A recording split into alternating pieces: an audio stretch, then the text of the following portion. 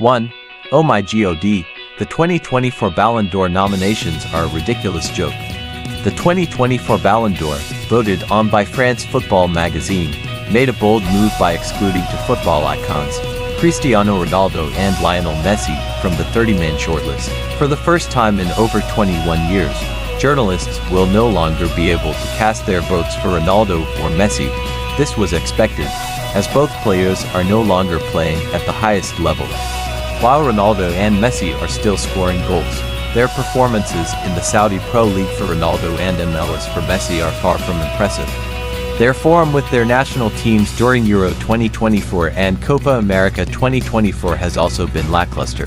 Additionally, the shortlist excludes other past winners who had broken through the Ronaldo-Messi era to claim the Ballon d'Or, such as Luka Modric and Karim Benzema.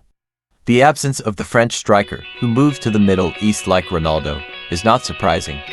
This means the world will witness a completely new Ballon d'Or winner. However, many still feel for the 2018 Ballon d'Or winner, Luka Modric. The Croatian star may not have played as much, but when he did, he maintained his quality.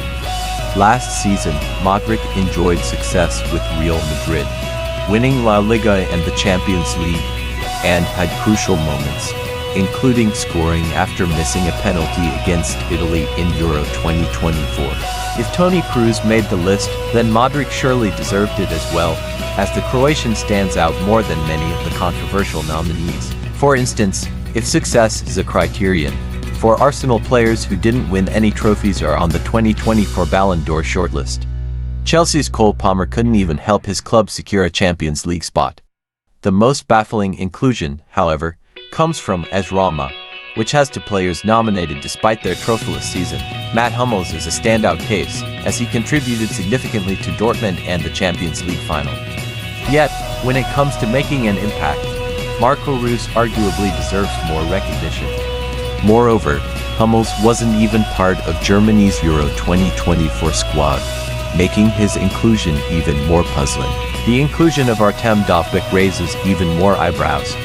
Dovbyk played a major role in Girona FC's rise to prominence in La Liga last season. However, Ukraine didn't make it past the group stage in Euro 2024. Even if Dovbyk is being celebrated for being La Liga's top scorer, it doesn't quite add up. The Ukrainian striker scored 24 goals, but 7 were penalties. Meanwhile, the runner-up, Alexander Sorloth of Villarreal, netted 23 goals, none of which were penalties. Could it be that the organizers felt that since Norway already has Erling Haaland, Sorloth was unnecessary? Additionally, Girona didn't qualify for European competition last season, so Dovbyk's 10 assists can't be compared to other players like Robert Lewandowski 26 goals and 9 assists, Mohamed Salah 25 goals and 14 assists, or Antoine Griezmann 24 goals and 8 assists, who all deserved a spot on the list more. Looking at players who inspire, we notice the absence of the two European Championship winning captains. Nacho had a successful season with Real Madrid and was part of the Euro winning team, making him more deserving than Hummels. Alvaro Morata, who captained Spain to the European Cup and scored 15 goals all from open play in La Liga and 5 goals in the Champions League, also should have been considered over Dovbyk. If even the most prestigious men's category is filled with controversy, the lesser categories are bound to be worse. Take the Best Goalkeeper award, where one of the 10 nominees is relatively unknown, Ronwen Williams. His name sounds very English, but Williams actually plays in South Africa for Mamelodi Sundowns, a club unfamiliar to many fans. Williams is a product of Tottenham's academy but has never played for any European club. The 32-year-old goalkeeper hasn't appeared in major tournaments like the World Cup or FIFA Club World Cup.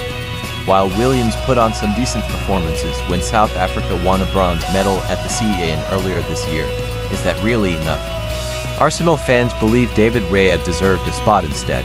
Perhaps the organizers wanted to diversify the award for media buzz by selecting an African goalkeeper. But why not include an Asian player to inspire even more?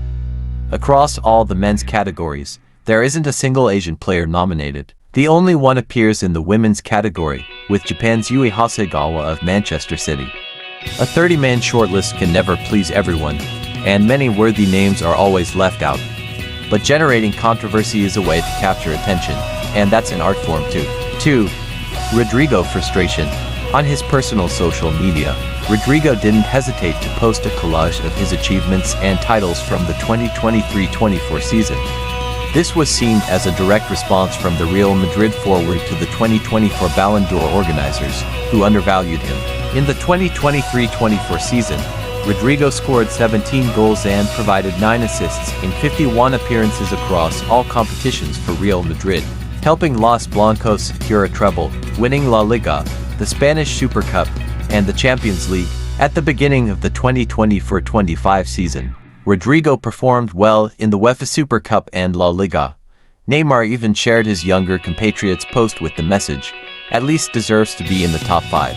Rodrygo's omission from the Ballon d'Or nominees, falling behind players like Granit Xhaka, Artem Dovbyk, Didinha, or Grimaldo, sparked outrage among Real Madrid and Brazilian fans. They believe the award organizers, France Football magazine, are unfair.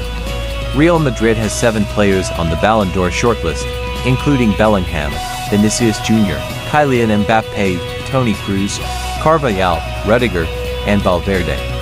If you exclude Bale, who played for PSG last season, Rodrygo being ranked lower than 6 of his real teammates seems illogical.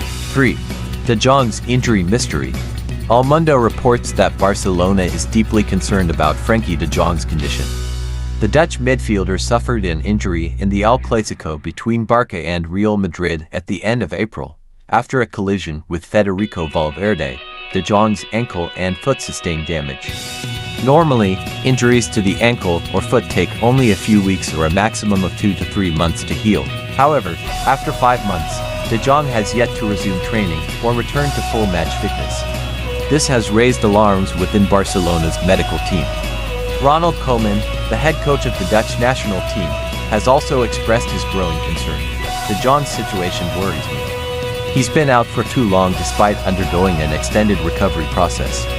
His ankle is still not in good shape. Barcelona's coach Hansi Flick initially stated that De Jong could be out until the end of September. However, Mundo Deportivo reports that Barcelona's medical staff are unsure of the exact timeline for his return. The club's doctors fear that De Jong's ankle injury may jeopardize his entire career. Over the past year, the Dutchman has repeatedly faced issues with his ankle and foot. For a player known for his technical prowess like De Jong, recurring ankle and foot problems could hinder his ability to regain top form. If De Jong is unable to regain his form at Barcelona, the chances of the Dutch midfielder parting ways with the club are very high.